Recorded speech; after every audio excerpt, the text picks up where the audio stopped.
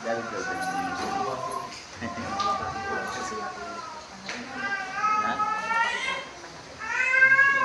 umaga po sa inyo lahat.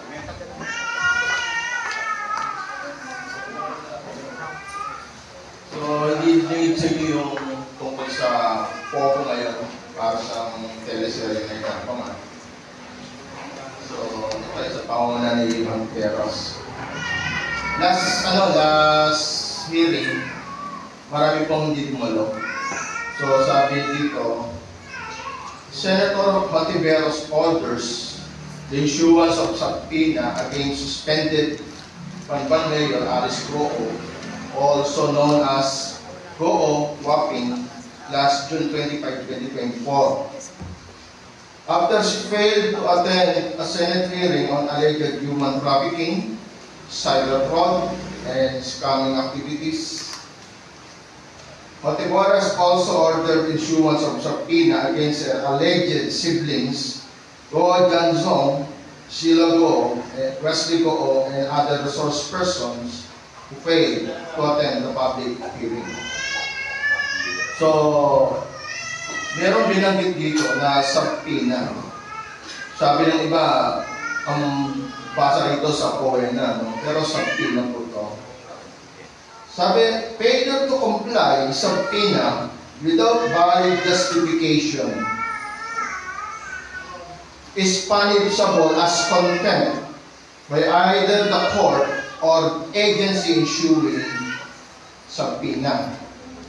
Punishment may include monetary fines, sanctions, or even imprisonment, although extremely unlikely, criminal charges, or civil liability. So, ngayong umaga, halos lahat po ng picture ngayon ay nagpapahayag ng gospel o yung gospel preaching. And araw-araw, and even, hindi lang ngayong Sunday, every day, lagi sinasabi sa Republic sa Corinto na ito ang araw ng kaligtasan. So, ibig sabihin, lagi pong nag-preach ng gospel, invitation para po sa lahat. So, this is a serious business. Every time na makipagharap tayo sa Diyos sa pamagitan ng kanyang salita. So, yung invitation to court, yung subpoena, pero pagdating po sa ibang laranan, lalo na pag sinasabing isang handaan, ang tawag po dyan ay RSVP. So, sabi sa RSVP ay, siya po ay French na praise. Ang ibig sabihin, respond to please. So, sa French ay respondes, s'il vous plaît. Often used to confirm attendance for an event, such as wedding, birthday party, or baby shower. So, another term siya ng invitation, kagaya ng subpoena.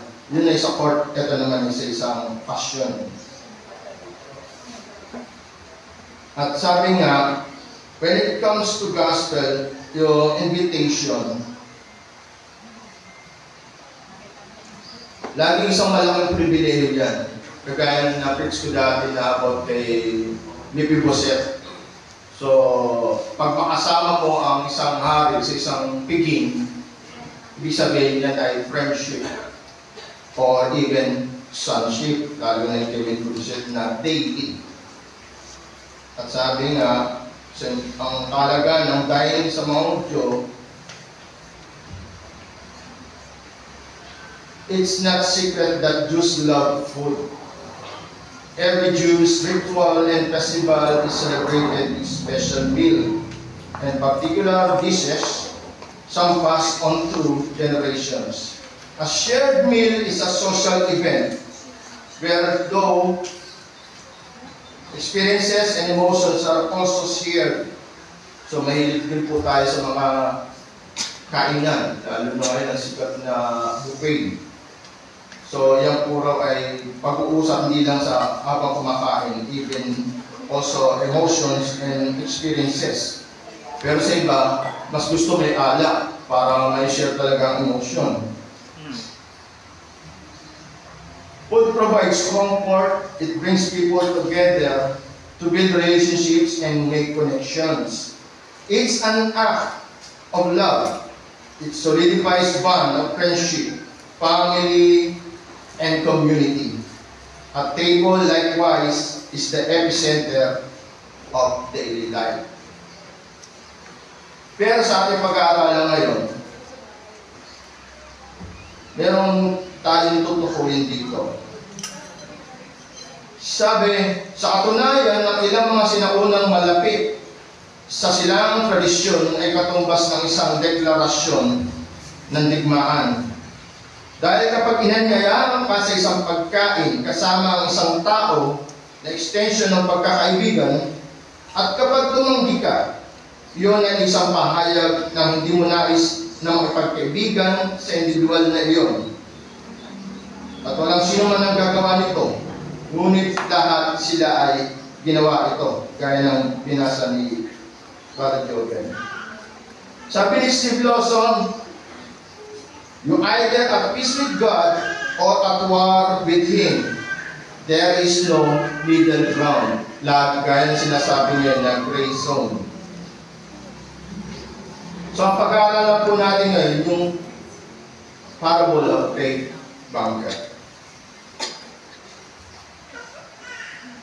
So bago po tayo magsimula, samahan muna po ako manalangin sa ating Ama, sa kapangyarihan ng Banal na Espiritu sa pamagitan ng ating Panginoon na magiging sa atin. Dakilang Ama, kami po ay patuloy na nagpapasalamat sa inyo sa pribileyo na ito na ipinakalap na sa amin upang masilayan ka sa iyong kabutihan at kapangyarihan sa pamagitan ng iyong salita. Tunay nga aming Ama, ito ay nagbibigay ng liwanag sa bawat isa sa amin. Katotohanan na nagbibigay sa amin ng liwanag sa aming lalakaran at upang malaman namin kung ano ang iyong kalooban. Kaya po dalangin namin na samahin po kami at sa pamagitan ng kapangyarihan ng Banal na Espiritu na siya nagbibigay sa amin at nagtuturo ng lahat ng katotohanan mula sa inyo. Kaya tulungan niyo po kami na patuloy na maunawaan ka, maintindihan ka, at tunay nga na sa inyong gabay ay makita namin at maunawaan ang aming lalakaran sa buhay na ito. Kaya dalangin po namin na kami po ay inyong samahan. At tunay nga na makita namin na ang pagpapala na ito ay ang kalubusan ng pagsasamuhay nito. Dalangin po namin na mabutan yung bawat sa amin na mabuti tapat na naglilingkod lamang sa inyo. Bang kami sa lang sa tayong pangalan ng Jesus. Amen. Muli akong babasahin sa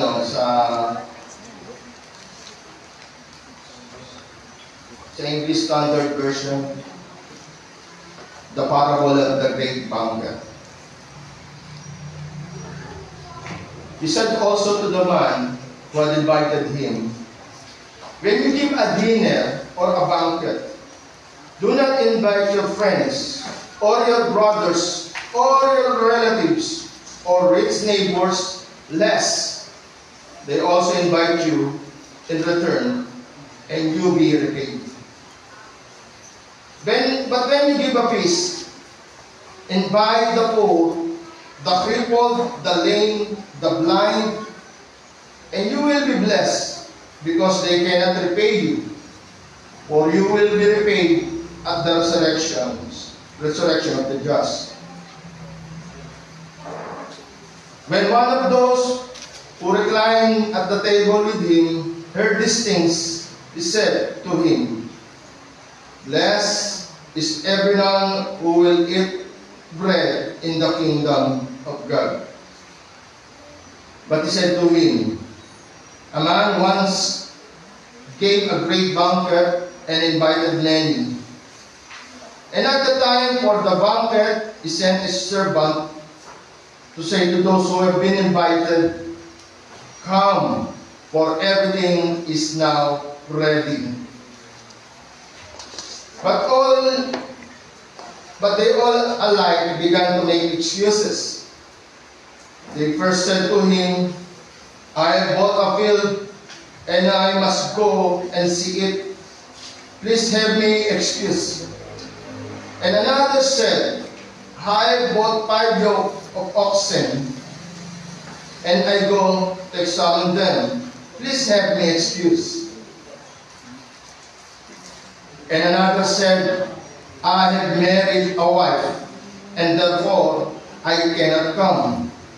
So the servant came and reported these things to his master.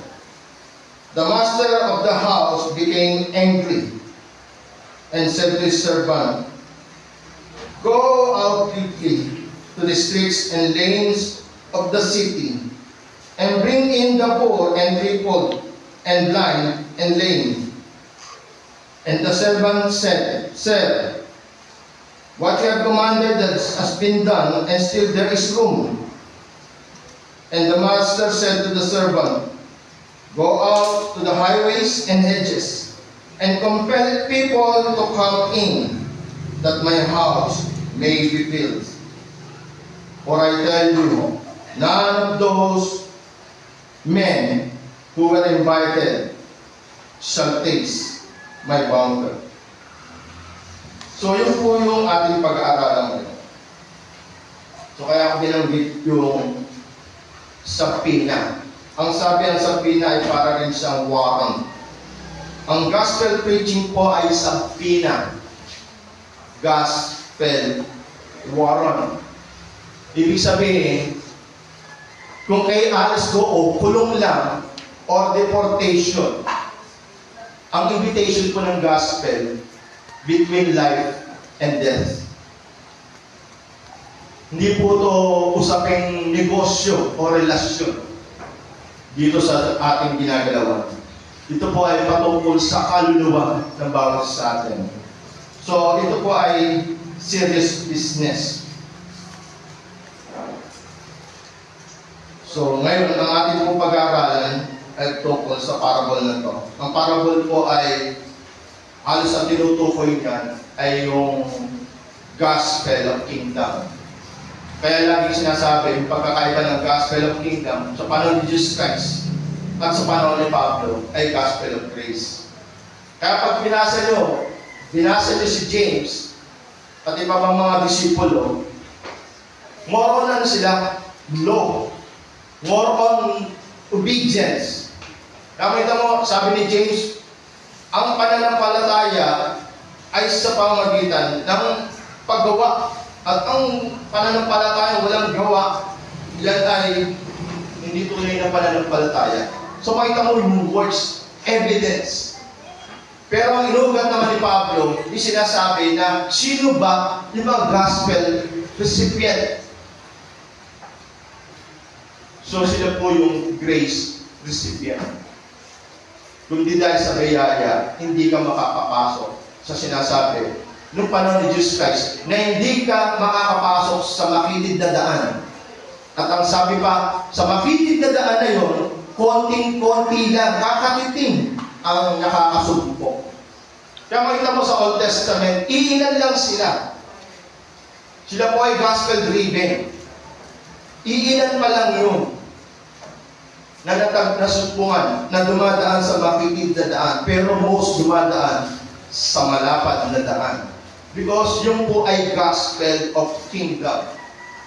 Pero nang tinuro na ng Lord, yung sinasabi nga na itinuro kay Pablo, yung gospel of grace, pinakita niya na lahat po tayo ay naligtas sa biyaya lamang, sa pamagitan ng buhay at kamatayan ni Kristo sa krus ng Kalbaryo.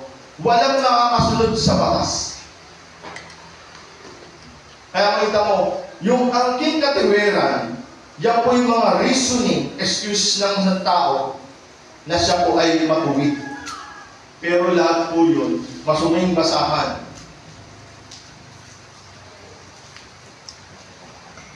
Kaya makita mo, ang biyaya ng kaligtasan lamang ang mga tatanggap ng isang tao para mapunta siya sa piling ng ating Ama. So ngayon, may kinalaman dito yung parable of great banquet. So makita mo, ang parables most tinutukoy niya, gospel of kingdom. Pero hindi dinidirekta yung gospel of grace. Pero makikita natin sa mga lakad ni Jesus Christ, nandun na yung gospel of grace. So tingnan muna natin.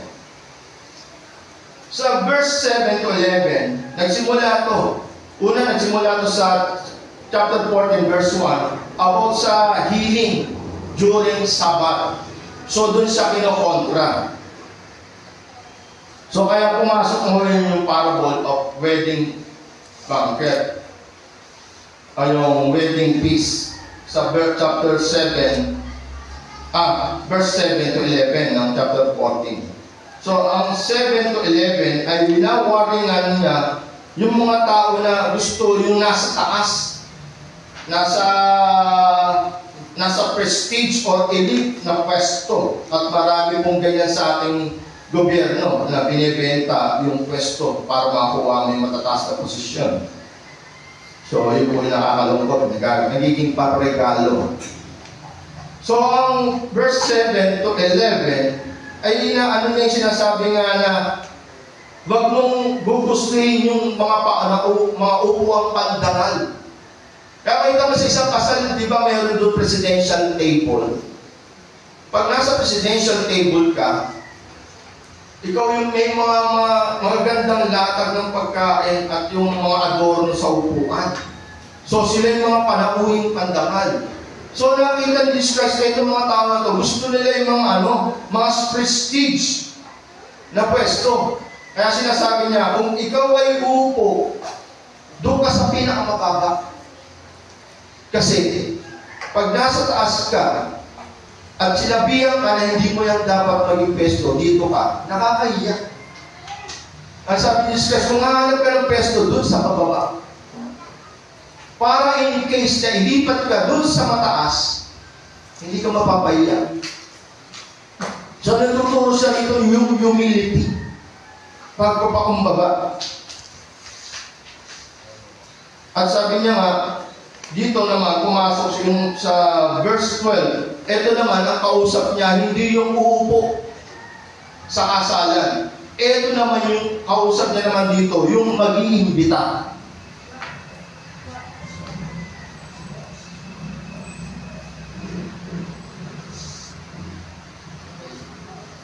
So sa verse 12, binanggit dito yung sinasabi nga na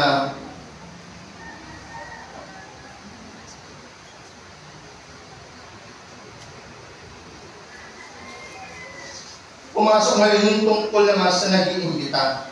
When you give a dinner or a banquet, do not invite your friends or your brothers or your relatives or rich neighbors, lest they also give you in return and you be repaid. So makita mo, ibig sabihin, ang pinatutukulan niya rito, yung nag-imbita naman. Ang inimbitahan niya, yung mga high class.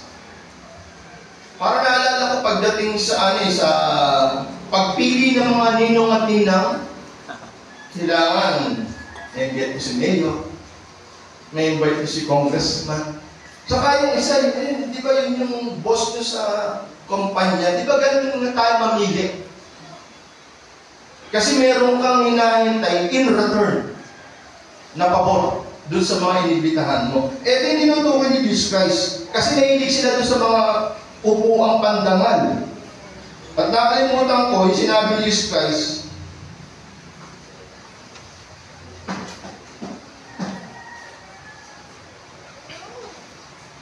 yung sa last verse ng chapter 14 ay yung verse 11, for everyone who exalts himself will be humbled, and he who humbles himself will be exalted. So makita mo, si Jesus ay ang very example, Philippians chapter 2. Galing sa taas, bumaba. Unlike kay Lucifer, nandito, gusto pa maging ganon. Unlike kay Eva at Adan, gusto nila maging ganon din, tulad ng Diyos. Pero baliktad, si Diyos, siya ay Diyos, naging tao. So makita mo, kung gusto mo raw maging great, you must be the least. Yun yung principle ng isang Kristiyano. Kaya sabi niya, yung mga nasa baba, siya ay exalt. Walang ibang daan yun kundi pataas. At yung ibang nasa taas, walang ibang daan yun, kundi pababa. So, mamili ka. Yun yung principles na tinuturo ng Jesus Christ. Dito naman sa nag-iimbita, wag mong invite yung mga VIP, mga first class, mga bigatin, mga hotshot. Kasi yun po yung attitude ng mga Hudyo, ng mga Hebreo, ng mga Israelita. Kaya naman, ito mo verse 13, sabi niya, ganito ang gagawin mo. Yung mga hindi kayang magbigay ng kapalit. But when you give a peace, invite the poor, the crippled, the lame, and the blind, and you will be blessed because they cannot repay you. Alam nyo yung mga binanggit ni Jesus Christ dito, sa parable na to, ito yung mga most unwanted persons. Sa mga, lalo na sa mga religious people that time, ayaw nila ng mga prostitutes. Ayaw nilang kasama sa pagkainan niya. Di ba? Naaalala nyo, ayaw nilang sinisita si Jesus Christ. Bakit? Kasama ng prostitute, tax collector, yung mga unwanted na tao. Hindi lang yung sinasabing as is na physical na mga disabled. Ang inamin niya rito yung mga tulad ng mga kasalanan. So, ganun sila sa superior sa sarili nila. Naalala ko yung sinabi ni John the Baptist, nagkikim silang anak ni mga lipi ni Abraham. Hindi mo ba alam kaya gumawa ng lipi ni Abraham sa mga bato na to? So, minamak sila. Kasi kala nila sila yung Abraham's descendant. Pero nagkakamili sila. Tapos mayroon sumagot, dito na pumasok yung parable of great bounty. When one of those who reclined at table with him heard these things, he said to him, "Blessed is everyone who will eat bread in the kingdom of God." Totoo naman po yun. Pero ang mali, yung nag-claim. Kasi makikita mo rin po yan sa Revelation chapter 19 verse 9. Revelation chapter 19 verse 9. So, Revelation, yan po yung mangyayari sa uling araw.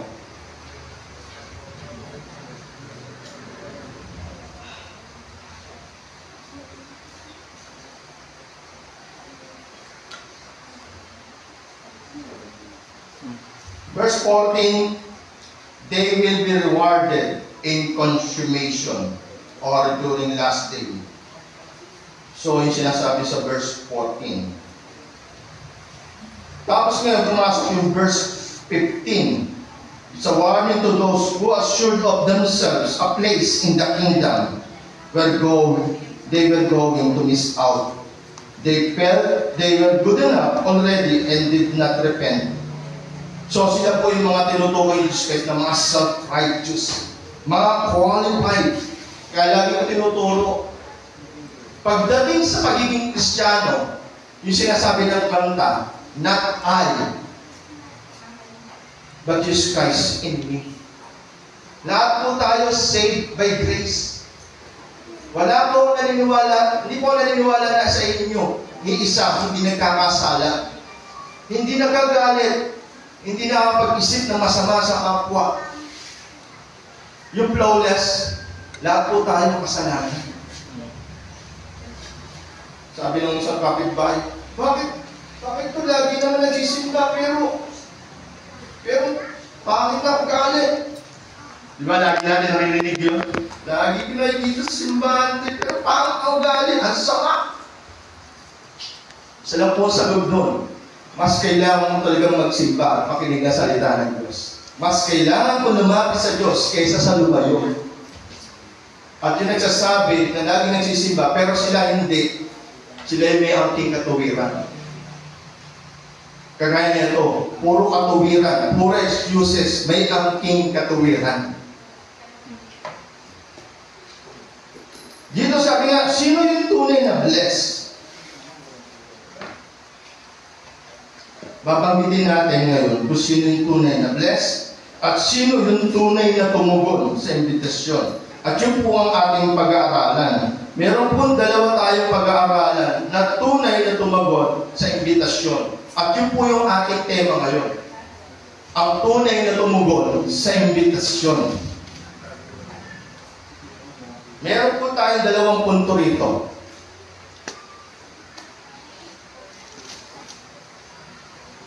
Ang unang punto, sa tunay na tumugon, ang tunay na tumugon ay hindi lamang sa umpisa, kundi hanggang sa pagtatapos.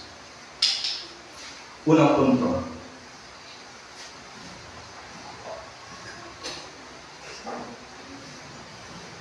At ang pangalawang punto, ang tunay na tumugon,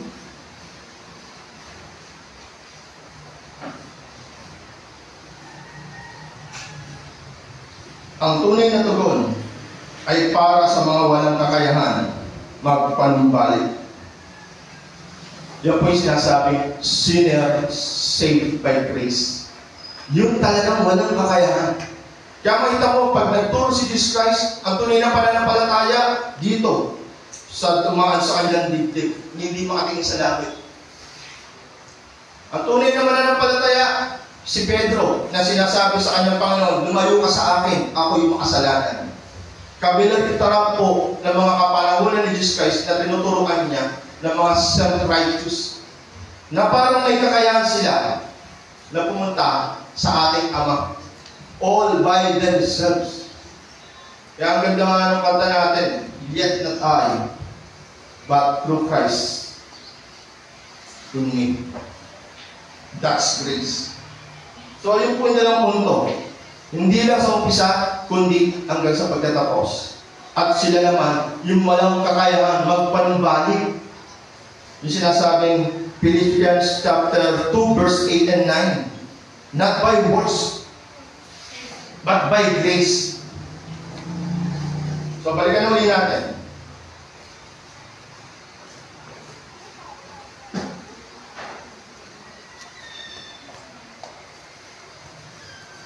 So, pumasok dito yung sinasabing mga excuses. Verse 18 to 19. Excuses, it means a lack of desire. There is no rational reason why someone would not want to be part of this feast. They just didn't want to. So, imagine mo, yung great banquet na to, meron pong binigay na imbitasyon. At first, yung mga umuo. Kasi pag sinabing umuo, yun yung RSVP. Nag-complain ka. Nagsabi ka na ikaw ay dadating, kaya ikaw ay kasama na sa bilang. Most ng wedding feast ngayon, wedding ceremony ngayon, kailangan, pag binigyan ka ng imbitasyon, hindi automatic inilista ka nun. Maraming bibigyan ng imbitasyon, pero yung mga umuo lamang ang siyang bibigyan ng slot. Naunawaan nyo? Ililista yun. Doon pa lang siya makukonfirm. Dito, nung nagbigay ng RSVP, lahat umuo. Pero nung dating na ng panahon na nakahanda na lahat, nagkaroon ng maraming excuses. Marami ng dahilan. Sa umpisa, oo. Pero pagdating ng mga ilang panahon, ang dami ng dahilan. There is lack of desire. Verse 18 to 19. The first two excuses has to do with material things or blessings. One first buy a piece of land and then goes later to take it. Sa kanya nakakita na bumili ng lupa. Tapos ngayon, babalikan ko pa eh. Kailangan makita ko yung lupa na binili ko. Parang labo. Kaya sabi nga ni Tiberus, paano nangyari yan? Milyon-milyon ang transaction mo sa bayan mo ng lupa, tapos ngayon, ibinigay mo sa kanila, hindi mo alam na sila ay mga fugitives ng China at mga criminals sa Singapore. Hindi mo alam na sila po ay pinaghahanap ng batas. Parang illogical. Ganon din nung matwiran nila. Binili mo, pero ngayon mo lang titignan. Dahil siya naman sabi, oxen. Bumili ka ng mga baka, tapos ngayon i-check mo. Yung dahilan mo, i-check mo para makita mo kung okay yung mga bakang binili mo. So, makikita mo excuses. They just didn't want to attend.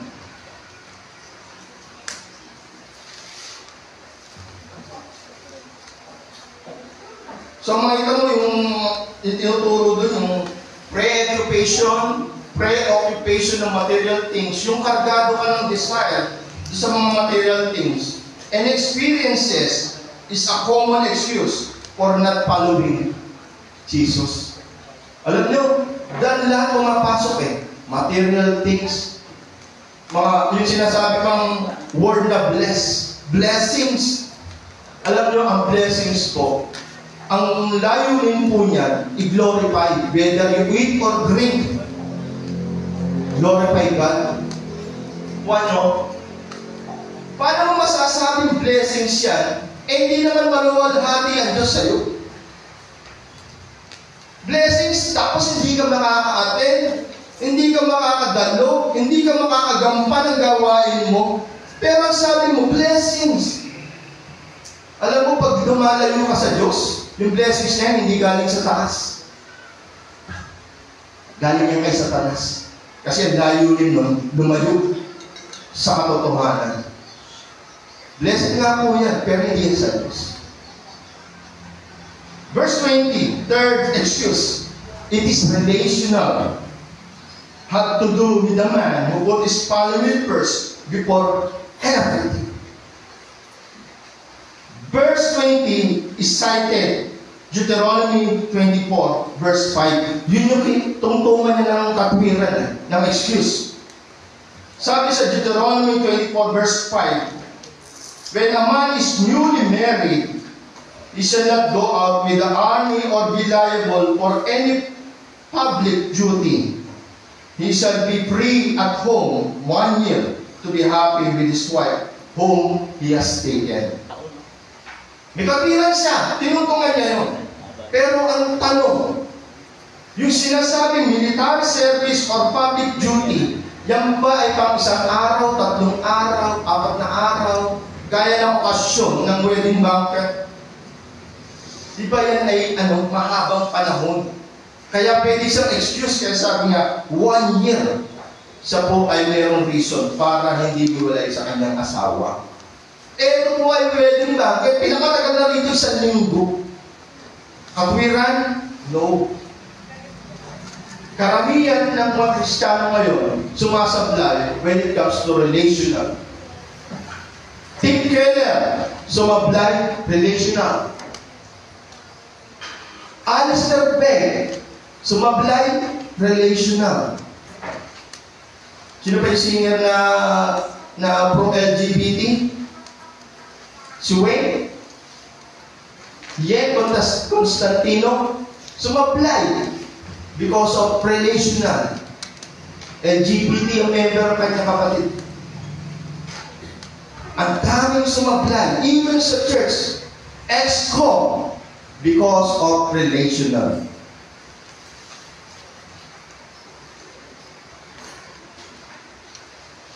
So, tinutuloy dito, teach and show our priority. Family is not the first, but Jesus Christ is.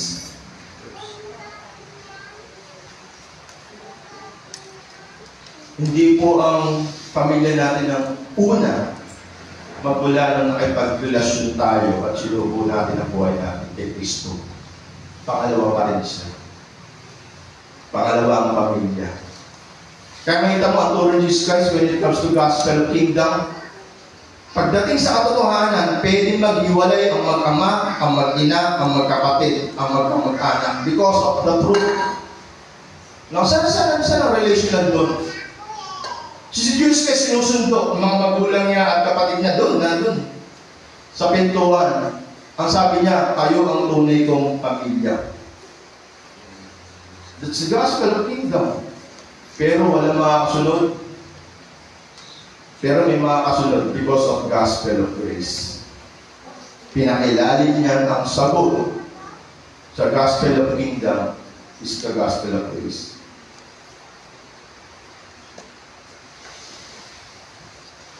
So, verse 21 to 24, Sabi rito, the religiously respectable people, but hypocrites, as self-righteous were left out of the kingdom, but repentant outcasts, such as beggars, tax collectors, and prostitutes were included. Even Gentiles from far off places accepted the invitation that the Jews refused. So makita mo, nung narinig yung mga excuses, nag-report yung servant, galit na galit yung master niya. So ngayon, nangyari, ganito ang gagawin mo, pumunta ka doon. So it represents yung beggars, collectors, and prostitutes, yung sinasabi mga pingkaw, bulag, pipe, pihay, lumpo. Yung po yung mga unwanted na person during ng panahon ni Jesus mga Israel. Sila po yung mga tax collectors and mga prostitute, mga beggars. Sila po yun. Tapos yung sinabing hindi pa puno. So imagine mo, yung mga nag-excuse na hindi dumating, ibig sabihin marami rin po sila. Sila po yung nakaranas ng first invitation. Sila po yung mga nagsasabi, sila po yung Abraham's descendant. Yan po yung magmula pa ng una noon, yung mga pangako kay Abraham. Sila po yung nag-claim noon. Sila po yung invited. Pero hindi po sila dumalo. Kaya pumasok ngayon yung mga sinners. Kaya sinners saved by grace. And even Gentiles, yung far places. Yung sinasabi hindi pa puno, ganito ang gawin mo, doon sa mga highways, mga hedges. Doon ka pumunta para mapuno yung ating wedding, yung parable, yung great banquet. At ang great banquet na yun yung wedding feast about the groom and the bride during ng consummation. Last days. Sino yung tunay na kasama sa piling ng pardero na nagliligtas sa mga kasalanan? Yun po sinasabi sa Revelation chapter 19 verse 9. Sino yung mga kasama doon sa piling na yun? Sa groom at sino yung bride?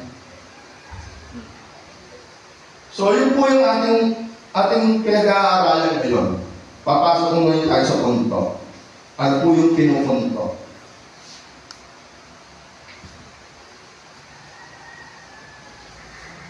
Kaya makita natin itong parable na to ay para at atakihin ang mga maling pagtitiwala sa sarili o yung may maangking katuwiran sa sarili gaya ng mga utyog sa kanilang buwan na religion. Kaya lagi kong binabanggit, makita natin ang parable sa about the gospel of kingdom. But this passage also gives the glimpse of the gospel of grace, a prophecy of the extension of those, the Pharisees, though unworthy, verse 21, yung mga despised people ng mga Jews, at yung verse 21, it represents Gentiles, yung highways and hedges. So ngayon, papasok tayo sa dalawang punto. Ang tunay na tugon sa imbitasyon. So, gaya ng verse 12 and verses 18 to 20, ang tinutukoy po dito at ang pinupunto ay ang tunay na tugon ay hindi lamang sa umpisa, kundi hanggang sa pagtatapos. Yan po yung marami ngayon mga nominal Christians. Sa umpisa mo lang siya nakita, tapos hindi mo na siya makita ngayon sa gawain. Sila po yung mga nominal believers, mga hypocrites. Self-serving lang ang pagpunta nila ng iglesia para maganda ang kanilang status. Saan punta ako? Mag-church ako. Hypocrites are those who only want self-satisfaction or have a self-serving attitude. Those who are proud, egocentric, and self-righteous. Those who don't know what is to be rejected or abandoned by God and the horrifying condition of being condemned. Wala pa silang alam talaga sa bad news. Gusto lang nila yung good news. Ay, ayaw kong mapunta sa impyerno. Sabi ng preacher, ganito ang mangyayari sa impyerno. Parang isang taong nahuli sa presinto na nagnanakaw. Tapos, kaya ka lang magsisisi at hihingi ng kapatawaran sa ninakawan mo kasi ayaw mong makulong. Hindi po ganun na tunay na mananampalataya. Ang mananampalataya, siya po ay namumuhay sa kanyang sarili dahil sa mga kasalanan ginawa niya sa banal ng Diyos Ama. Hindi dahil sa ayaw niya mapunta sa impyerno. Ito po yung mga taong nag-reject na or abandon God kasi hindi nila alam yung horrifying condition of being condemned. Ang ibig sabihin dito, wala silang alam. Basta alam nila, good news. Gusto namin makasama sa piging na ipinangako ayon sa lumang tipan.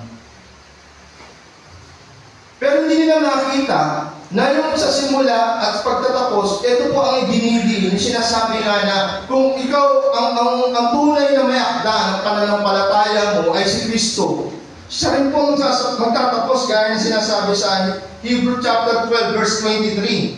Jesus is the author and perfecter of our faith. Gaya ng sinabi last time ni Pastor Fidel. Kung siya nagsimula, sabi sa Philippians 1 verse 6, siya rin ang magtatapos. I am sure of this, that he who began a good work in you will bring it to completion at the day of Jesus Christ. Malabo na ikaw ay nagsimula, pero hindi ka nagpapatuloy at hindi ka rin nakita sa finals. Kasi because yung perseverance of the saints, the doctrine, because of God's grace, nasa iyo. Ang lahat ng pagsubok sinasabi ni Pablo sa Romans. Pagkagutom, pagkahubad, at sabi niya, even sa tabak, even death, walang nakapag-iwalay dahil sa pag-ibig ng Diyos sa iyo. John 3:16, because of His great love, nakatanggap ka ng salvation. Yung po yung pinakaugat, great love, God's great love. Kaya malabo sa isa na nagsasabing dadalo, pero hindi na muling tumuo nung dumating na yung panahon na sinasabi nga na ikaw ay inaanyayahan na maging bahagi ng upasan. Para ka lang nagpa-attendance. Alam niyo mga politiko ngayon, naranasan din namin yan ni Pastor Dong sa Cubao. Ang politiko, nagbibigay na sila pagtapos niya ng mga groceries. Kasi pag binigay ka agad yan, atin niya, pag natanggap na, alisan na yan. Hindi na pa yung ganyan magsasalita, panauong ka naman. Sa Cubao din, ganun. Nung una, binibigay ng tanghalian, yung mga libro, tapos nawawala na, hindi na tinatapos yung ano. Libro lang ang hapon.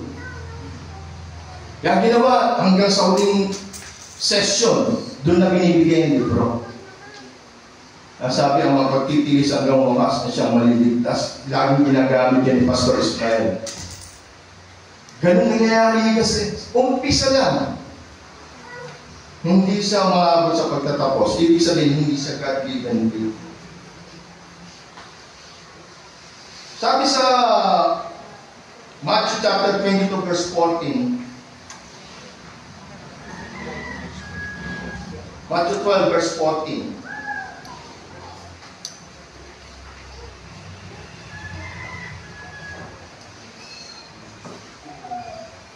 ang sinasabi,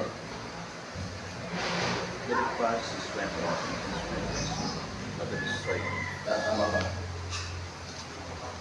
12:14.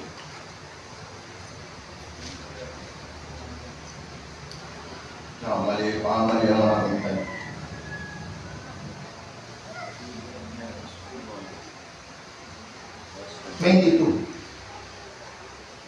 22 verse 14. It's a general call. Matthew 22 verse 14. So many are called. So may tanong yung gospel of kingdom. For many are called, but few are chosen. Kailangan nandun ka sa context na yan. Ang context niyan, dito, gospel of kingdom. Talagang nakakaunti lang talaga. Kung wala pang administration, external administration ng Holy Spirit, hindi talaga magagana yan. Yung sinasabi sa Hebrew chapter 11, yung Hall of Faith, yung hahatiin yung katawan. Kung walang external administration ng God's grace dyan, walang faith ang mga Hudyo. Ang gusto lang niya maging lipi ni Abraham at maging prominent elite. Ako lipi ni Abraham. No! Maulupong kayo, hindi mo ba alam pwedeng gumawa ng lipi ni Abraham sa mga bato na yan? Gusto niya mong pag-bautismo kay John the Baptist. Hindi by blood. Hindi by race or being descendant ni Abraham. Yan po ay spiritual. Kaya makita mo, ang daming in-invite. Ano sabi sa verse 14? For many are called, but few are chosen. Ang context ng gospel of kingdom, hindi yan gospel of grace. Ang sabi, punuin eh. Kita mo yung gospel of grace? Hindi ko konti ang mga elect. Marami. Ang tinutukoy dito, yung few, gospel of kingdom yun. Yung mga unang inibitahan, mga umuo, pero hindi na dumalo, hindi na dumating. So, yun po yung context. Kaya maingat ako sa context para hindi tayo maguluhan. So, may imagine mo, during that time, iilan lang talaga ang recipient ng grace. Pero yung mga nag-oo, yung doon pa lang sa Exodus, panahon ni Moses, di ba dami pinatay doon? Hindi naman lahat yung nakarating sa promised land. Lahat ang sumunod kay Moses. Hindi lahat ang sumusunod kay Jesus Christ, mananampalataya. Si Jesus Christ nagsabi nun, hindi lahat ang sumusunod sa akin. Alagad ko. Alam niya kung sino yung mga sumusunod sa kanya sa puso. Alam niya kung sino yung kanya.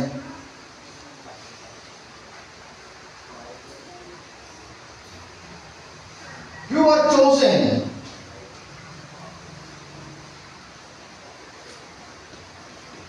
Many are called. So yung po yung sinasabing ang katibayan na tunay na sumunod sa imbitasyon, hindi lang sa simula. Yan ay nag-i-persevere hanggang sa wakas. At yun po yung matibay na katibayan na ikaw ay tunay na mananampalataya. Dumaan ka sa maraming pagsubok, pero hindi ka bumitaw. Kasi yun na ang last hope mo. Wala ka na ibang other options kundi sa ating Panginoon lang. Yung po yung tinatawag na preservation of the saints. So, bilang ano sa atin,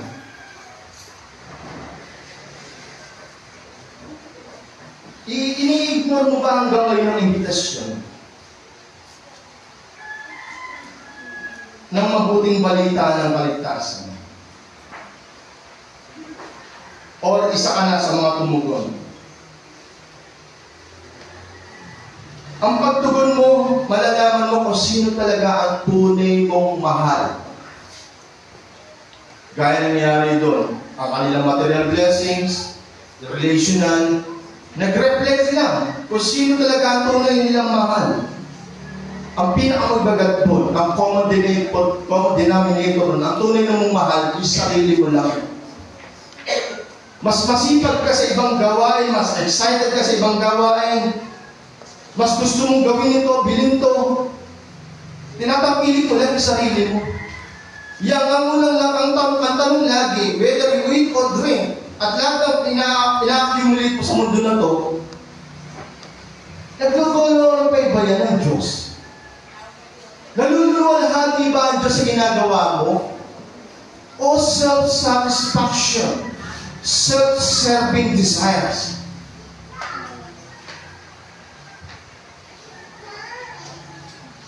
So, nire-reveal lang niya kung sino ang tunay mong iniibig. Does your faith lies and love lies only with Jesus? Sa Kanya lang ba nakalaan ang inyong pag-ibig at pananampalataya? Kay Kristo ba nakalaan? O inire-reveal lang ng action mo, even yung words mo, sa kung sino talaga ang iniibig mo? Where your treasure is, there your heart is. Gospel of Kingdom. Kung nasa ng kayamanan, nandun din ang iyong puso. Theologically, it reveals if you are a truly recipient of God's grace. Recipient ka nga ba talaga ng God's grace? O ilang beses mo na siyang ipinagkanulo, itinanggi, at nireject sa buhay mo. Maraming temptation ng devil, marami. Kung saan ang kahinaan mo, doon ka niya susundutin. Nakalusot ka sa materials, hindi ka makakalusot sa relational. Kasi alam niya mabigat sa iyo ang relational. Nakalusot ka sa relational, susundutin ka niya sa material. Kasi alam niya, yun ang kainaan mo.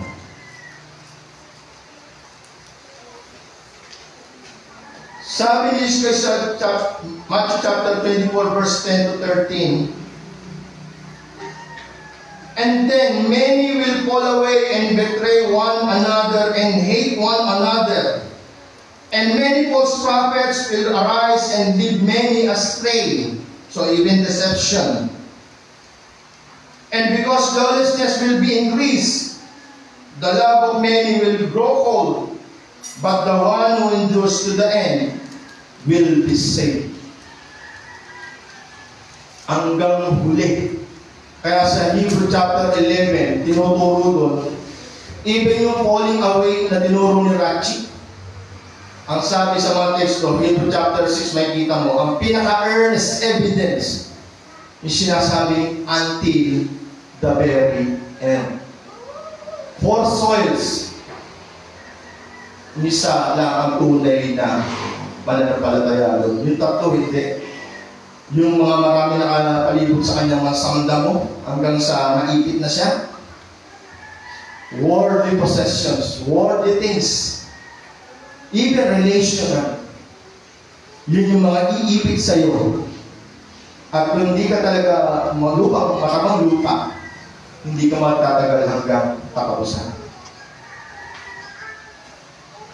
Sabi ni R.C. Sproul, the only reason we can give for why we continue in faith until the last day is not because we have persevered so much. Ito man tinuturo ni R.C. Sproul ay gospel of grace. But because we have been preserved. Hindi dahil nakapag-persevere ka, nakapag-tis ka hanggang wakas. Hindi sa iyo ang merito. But because we have been preserved, God's grace. Ano ba ibig sabihin nun? Our salvation is the work of the triune God, the Godhead. All in all, the omnipotent God. Sabi ni Jesus Christ sa John chapter 6, verse 39, and this is the will of Him, it's the Father who sent me, it's Jesus Christ, that I should lose nothing of all that He had given to me, but raise it up on the last days. So, walang makapag-aalis sa Kanya. Walang mawawala, that I should lose nothing of all that He has given to me. Walang mawawala. Salvation, sigurado yan sa tunay na wala ng palataya. Hindi yan mawawala. Ano pa sabi? I give them eternal life, and they will never perish, and no one will snatch them out of my Father's hand, out of my hand. John chapter 10, verse 28. John chapter 10, verse 29. Si Jesus Christ nung una, ngayon, ang sabi niya, my Father was given them to me is greater than all, and no one is able to snatch them out of the Father's hand. Dalawang assurance, Jesus Christ and the Father. Paano mawala salvation? Paano magiging sa umpisa lang? At pagdating sa finals, hindi mo na makita. Siya nag-akda, siya nagsimula, siya nagbigay. Paano nangyayari na ikaw nawawala? Ang tanong dun, grace recipient ka nga ba? Marami excuses ang king katuwiran. Marami pwedeng katuwiran. Pero ang tanong, reliable ba yan? Gaya sinasabi sa Pina, hanggang hindi justifiable ang kanyang reasons, hindi sa ma-absuelto, sa penalty, sa punishment. Ang sabi pa ni Pablo, Philippians 1 verse 6, I am sure of this, that he who began a good work in you will bring it to completion at the day of Jesus Christ. Completion. Siya na nagsimula sa iyo, tatapusin niya. Hindi yan pwedeng banderang tapos. Yun po yung hamon sa atin. Ito po yung assurance na sinasabi. Pag ikaw ay nagsimula, ibinigay mo ang buhay mo kay Kristo, may very assurance na ibigay sa iyo. Tatapusin niya yan. Hindi ka niya iiwanan sa iyo. Kung di mo na kaya, kakayanin niya kasi siya ang nangako sa iyo. Isa lang ang dahilan at sinasabi ni Jesus Christ, napakawakan mo. Nagagawin mo, you must deny yourself. Kasi yun ang ginawa ni Jesus Christ. Kung bakit nakompleto niya yung kalitasan natin. He denied himself. Kaya hindi ka makasunod kasi hindi mo dinideny sa sarili mo. Pangalawang punto. Ayon sa verses 13 and 14, verses 21 to 23, ang tunay na tugon ay para lamang sa mga walang kakayahan magpanumbalik. Doon lang sa mga wretched sinner. Sinasabi siya sa Matthew chapter 5 verse 3, sila yung mga blessed. Blessed are the poor in spirit, for theirs is the kingdom of heaven. Are you poor in spirit? Or still marami kang options para i-save ang sarili mo? Marami ka pang maraming magagawa para iligtas ang sarili mo. Meron kang good works. Meron kang reasons. Meron kang excuses. Kaya hanggang ngayon, hindi mo kayang ibigay ang buhay mo sa Kanya. Hanggang ngayon, hindi mo kayang isuko kasi may excuses ka pa eh. Imagine mo, maraming tao ang malakas, pero kinabukasan namamatay. Hindi na uusap kasi may karamdaman siya o na-aksidente siya. Kahit kasarapan ng tulog, wala nang gising. Kaya sabi nga, every gospel preaching is a subpoena, it's a warrant. Kasi ang pinag-usapan dito, life and death. Kaya sinasabi niya, lahat ng mga inimbitahan ko, hindi makakatim yun ng aking peace. Hindi siya makakatikim ng final, yung celebration, sinasabi sa Revelation chapter 19, verse 9. Kasi katibayan lang ng mahal mo sarili mo.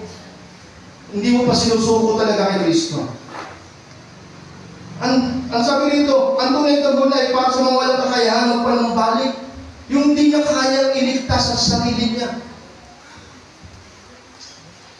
Sila yung sinasabi ng hindi makatingin sa langit, dinadagukan niya yung sarili niya, yung dibdib niya. A sinner, a wretched sinner, Kagaya ni Pablo, as a sinner. Sino mapagliligtas sa akin sa buhay na to? Sabi ni Peter, lumayo ka, Panginoon, ako'y makasalanan, ako'y marumi. Pero sa kanila nasumpungan ang tunay na pananampalataya. Sila yung mga undeserving sa grace. Kaya walang di makakapalumbalik, di tayo babalik eh. Kaya sabi ni Pablo, sila yung sinasabi na naligtas not by their works, not by their merits, but by grace. Kapangyarihan ng Diyos. Sabi ni Pablo, I am the foremost, as the foremost. It means protos, it means first. Common or well known as chief sinner. Pero hindi po yun na tinutukoy ni Pablo. Ang foremost dyan, hindi as chief sinner. Ang tinutukoy dyan, sa kanya unang napakinggan at siya unang recipient ng gospel of grace. Ayon sa kanyang teksto, siya ang nagtuturo ng gospel of grace. Siya ang foremost. First to receive and preach the gospel of grace. Ayon sa 1 Timothy chapter 1, verse 12 to 16. It's a gospel of grace. Si Pablo nagsasabing, are rubbish. Si Solomon na nagsasabi na, of vanity. At si Isaiah nagsasabing, filthy rags. Sa Isaiah 64 verse 6. So may tamong entire Testament, Old to New. Tinuturo dito, gospel of grace. Pero sa kanila ay pinamumukha lang yung law. Hindi kayo makaliligtas dyan sa pamagitan ng law. Itinuturo sa kapanahunan nila, gospel of kingdom, law. Pero ituturo ka doon sa gospel of grace. Hindi siya magko-contradiction. Si Pablo at si James, mas maintindihan mo yung dalawa na yun. Yung gospel, mas maintindihan mo yung gospel of kingdom at gospel of grace. Pag naintindihan mo yun, alam mo na kung ano ibig sabihin ng gospel. Good news, saka bad news. Sabi ni Pablo, Philippians chapter 3 verse 8, I count everything as loss because of the surpassing worth of knowing Christ Jesus my Lord. For His sake I have suffered the loss of all things and count them as rubbish in order that I may gain Christ. So ito po yung sa gospel of Jesus Christ, yung parable, yung nakita yung treasure. Nung nakita yung treasure, lahat ibinenta niya para lang mag-gain yung treasure na yun. Yung sinasabi ni Pablo. At yun yung sinasabi sa atin ng Lord sa atin. Kung talagang sinuko mo yung buhay mo sa Kanya, siya yung first love mo. Wala ka nang makikita sa sarili mo na merito. Wala. Buta. Nabubuhay lang tayo dahil sa biyaya ng Diyos. Kaya sabi niya, linagkaan niya ng kamalig. No! Sabi sa James, bukas kumamatay ka na. Kasi hindi ka dyan mabubuhay. Hindi sa tinapay lamang nabubuhay ang tao. Hindi sa Diyos. Yung naglikha. May akda ng buhay mo. Siya ang may control ng buhay mo. Hindi material things. As a challenge, tinuturo sa atin ng Lord. Sabi niya sa Matthew 9 verse 13, go and learn what this means. I desire mercy and not sacrifice. For I came not to call the righteous, but sinners. Gospel of kingdom. Kasi sila po, may magagawa sila to achieve heaven. Kaya makita mo, may pera ka.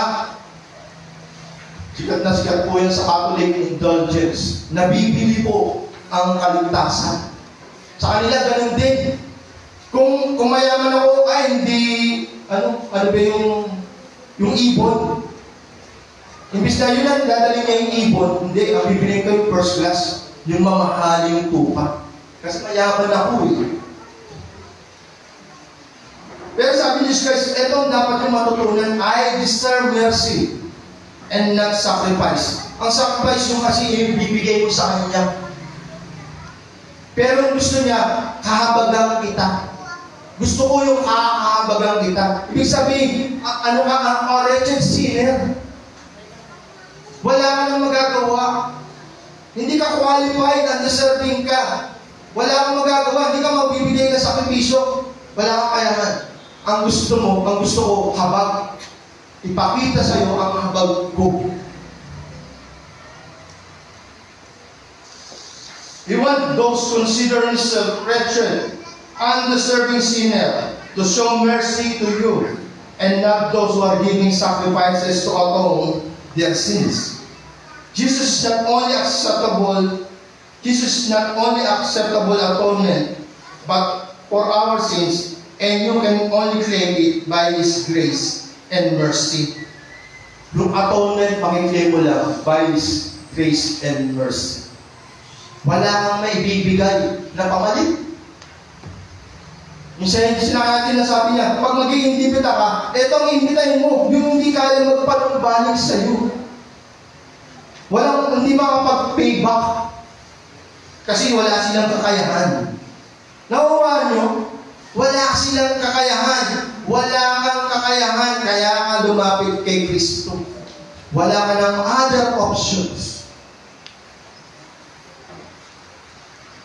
Jesus says, the healthy don't need a physician, while the sick do. That He has come to call not the self-righteous, but the sinners with contrite and repentant heart. Ang sabi niya, Matthew 5 verse 3, blessed are the poor in spirit, for there is the kingdom of heaven. Sabi niya, may teksto rin siya sinabi sa Matthew, hindi ako napunta rito para sa mga walang sakit. Ang dami nakapaligid sa atin, mga walang sakit yun. Tayo dito, ito ay hospital. Kaya ang mga Christians, maraming criticism. Kasi lahat tayo may mga sakit. Lahat tayo may flaws. Lahat po tayo may sablay. Kaya tayo nasa simbahan, nakikinig ng gospel ni Kristo. Kasi kailangan natin si Kristo. May mga sakit tayo, hindi tayo healthy. Ang mga healthy, hindi kailangan niya ng doktor. Ang mga may sakit ang kailangan ng doktor. May sakit ka ba? Mas lalo na ako. So ngayon, for conclusion, ang sabi sa Luke 20, verse 24, chapter 14, in last verse, for I tell you, none of those men who were invited shall taste my banquet. Ito po ay sa pinaawaran. Every time na pinipits ang gospel, salamat ka, binibigyan ka pa ng pagkakataon ng Diyos. Yung mga nakaraan, hindi ka nag-acknowledge na invitation, binibigyan ka pa ng pagkakataon. Paano pag naubos na yung pagkakataon mo to accept gospel invitation? Yung sagpina, yung waran, hindi lang kulong ito. Ito ay sa pagitan ng buhay at kamatayan. Maraming pwedeng maging dahilan ng Diyos para kunin ka. Kahit walang paliwanag ang siyensya at mga doktor, pwede kang kunin ng Diyos. Maraming nag-ipon, nag-invest ng security para sa sarili niya. Maraming bodyguards, matataas ang pader ng bahay, bako. Marami. Pero still, hindi pa rin sa security.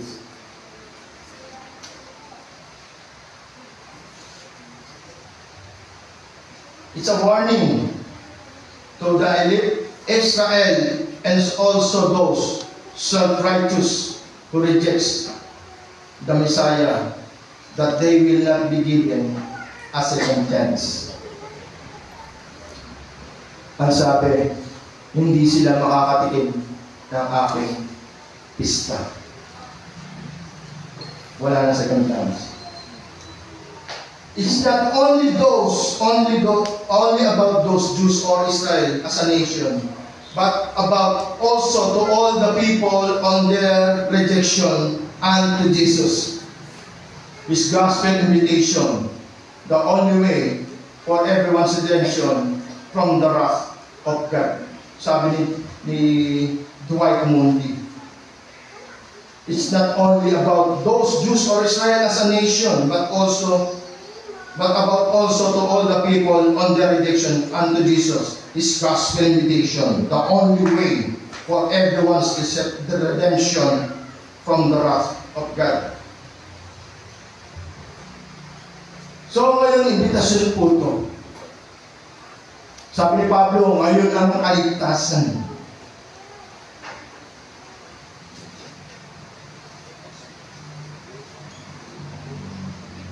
Sabi rito, even Dwight Moody, God has nothing to say to the self-righteous unless you humble yourself before Him in the dust and confess before Him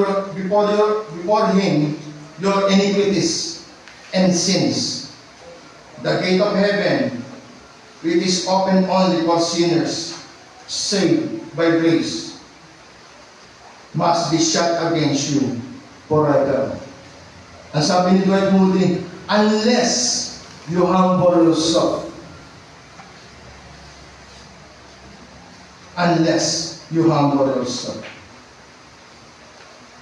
pag hindi, the door will shut against you forever. So meron po tayong response din. Ito po ay nailikha ni Claire Clowninger noong 1942. Ito po ay title niya, Come to the Table of Mercy. It was composed originally by Claire Clowninger last 1942 at ni-reward ni Martin J. Nystrom noong 1956. Kasi sabi ni Nystrom kay Clowninger, i-rearrange na to, i-reward niya kasi gusto niya simple lang and non-wordy o yung mahaba. Simple lang gusto ni Nystrom. The idea was to produce something that worship leaders could use to accompany the different parts of the service and, in this case, to focus on the taking of communion. So, ibig sabihin, well-known ko na ginagamit sa pag-partake ng communion. And later, it was widely used for communion. So, ito po yung table of mercy. Come to the table of mercy. So, bago po natin ang meeting, tayo po munang magsara. Pakilamang kami po ipatuloy papasalamat sa inyo sa araw na ito na minabutin niyo na sa amin ay muli kang makanggan na ibigay sa amin ang iyong salopin. Tunay nga na sinabi niyo sa lumatipan na ang kamatayan ng mga kasalanan ay hindi niyo nais, kundi ang nais niyo ay makarating sila sa pagliligtas. Dulot ng buhay at kamatayan ng iyong Yesus Kristo. Kaya dalawang din namin ang bawat sa amin ay makarating sa inyong biyaya. At tunay na patuloy namin dinadalaman sa inyo na maabutan ng bawat sa amin na mabuti at tapat na naglilingkod lamang sa inyo. Ito pang aming sa pagdangin sa takpa kay Jesus. Amen.